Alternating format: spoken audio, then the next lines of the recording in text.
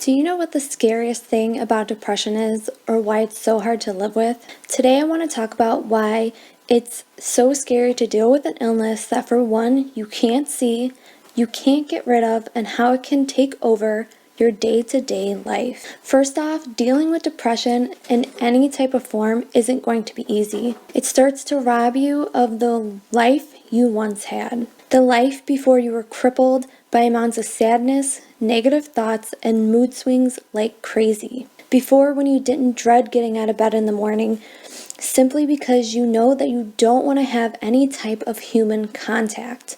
Before you started missing birthdays, parties, or even work to avoid getting asked if everything's okay or if you want to talk about anything. Therefore, I would love to stress to everyone how important taking care of your mental health is. It's the one illness for so many people is hard to understand, it's hard to talk about, and why trying to explain it to someone you love seems impossible.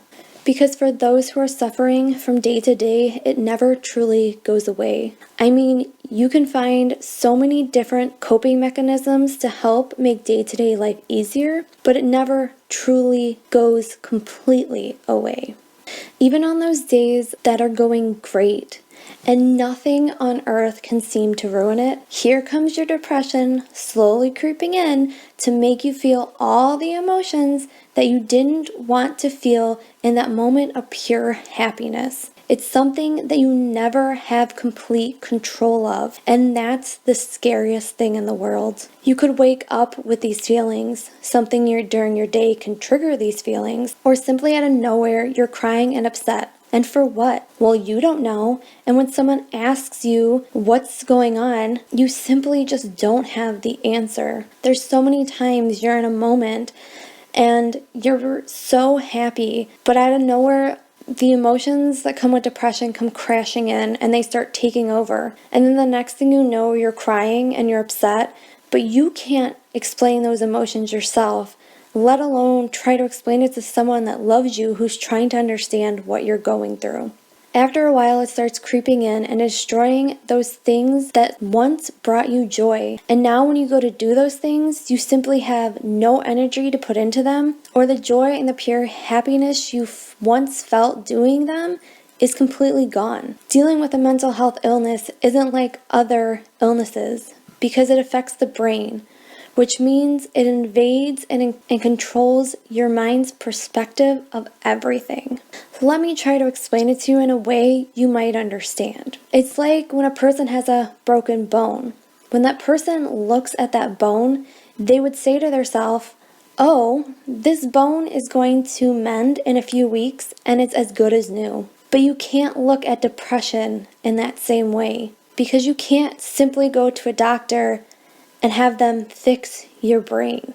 You can't ask them to simply take away those spots in your brain that cause you sadness and pain and terrible anxiety, and those spots in your brain that make you not be able to think clearly. Of course, you go to the doctor and can get prescribed medication, therapy, psychotherapy to help calm it back down, but that still doesn't fully take it away. When your brain is broken, all you can think of is ending the constant, sad, painful anxiety because it's scary not to be in control of your emotions and not to know what your day-to-day life is going to look like, which can lead you to the saddest part of depression, suicide. This is the hardest part for people to understand because you simply can't imagine why someone you love could do that to themselves. But you really don't understand what they're going through, the hateful and painful thoughts that they were telling themselves on a daily basis. Those thoughts that truly crippled them. But I strongly believe that suicide is never the answer. Even at your darkest moments, it might seem like the best option to take away the pain. But trust me, you have so much more life to live. And making that one decision is the one you can never come back from. It's not about thinking in that moment about how it's going to affect your family and your friends. In that moment, it's more about how is it going to affect you. You're taking your life away. That means you no longer are here. You no longer get to enjoy those good moments with your friends and family. You no longer get to wake up in the morning and go to sleep at night. You no longer exist. So in those moments, it can be so easy to think about how it would affect the people around you. But really, it's how it's going to affect yourself. This is why dealing with a mental health illness is so scary. But with the right amount of research and finding those healthy coping mechanisms can help make daily life easier. Also, if and when you can find that one person who you can be totally open and honest with is going to be so important to you. Because when you have someone you can trust to help make non-judgmental opinions for you is going to be a blessing.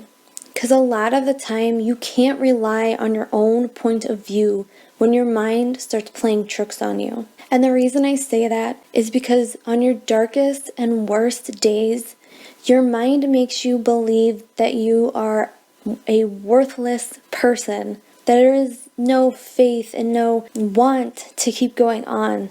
Your mind starts telling you all these negative things about yourself that aren't true. And you just keep spiraling and spiraling and spiraling into the deepest, darkest place of your soul. But when you have that one person, or maybe a few, that on those horrible days you can contact or be around, that know exactly what's going on, they can start pulling you back from that dark place. They can start giving you points of views on who you truly are. How all those negative thoughts that are going in your mind are not you. It is just how your brain is affected by the depressive state you're in. After listening to this episode, I hope it can help you understand why living with a mental health illness is so scary. Not for just the person who's in it, but also the person who has to watch a loved one go through it. On either side of that, it's scary because you're either the person going through it and there's just so many emotions and so many negative thoughts and terrible anxiety that come with it that sometimes it's just so overbearing. Or you're the person who has to sit and watch someone you love constantly suffer without being able to take away that pain, because that's all you want to do is make it better for them. So like always, I want you to remember that you are never alone, and that I love you.